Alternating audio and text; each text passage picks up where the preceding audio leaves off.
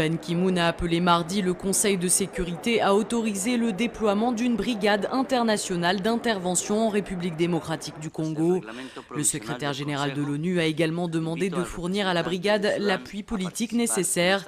Elle interviendra sous l'égide de la force de maintien de la paix des Nations Unies existant au Congo, connue sous le nom de MONUSCO.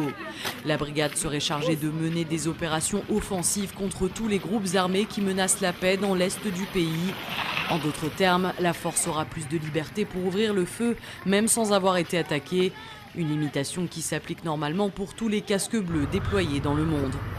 The latest crisis in North Kivu has displaced 900,000 La dernière crise au Nord Kivu a fait près de 900 000 civils déplacés, ce qui porte le nombre total de déplacés à 2,6 millions. Les habitants de la RDC méritent de vivre une vie normale, de ne pas être victimes de viols, d'enlèvements, d'exécutions. Ils ne méritent pas d'avoir peur. Nous leur devons nos meilleurs efforts pour s'attaquer aux causes profondes de l'insécurité. 11 chefs d'État et de gouvernement se sont engagés à s'unir pour cette cause. Je vous invite donc aujourd'hui à les soutenir. Un accord cadre de paix a été signé le 24 février dernier à Addis Abeba par 11 pays de la région des Grands Lacs, dont le Rwanda et l'Ouganda. Cet accord a pour objectif de tenter de stabiliser l'est de la RDC, en proie à des rébellions depuis 2 décennies. Ignace Gata-Mavita, l'ambassadeur de la RDC à l'ONU, a de son côté expliqué que son pays plaçait beaucoup d'espoir dans les 2 initiatives qui découlent de l'accord cadre pour la paix.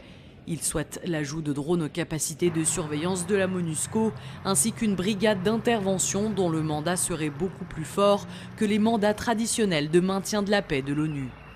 Monsieur le Président, avant de conclure, je voudrais vous informer que le gouvernement de la République démocratique du Congo et l'ensemble de son peuple considèrent le réaménagement du mandat de la MONUSCO et le déploiement rapide de la brigade d'intervention comme une préoccupation majeure.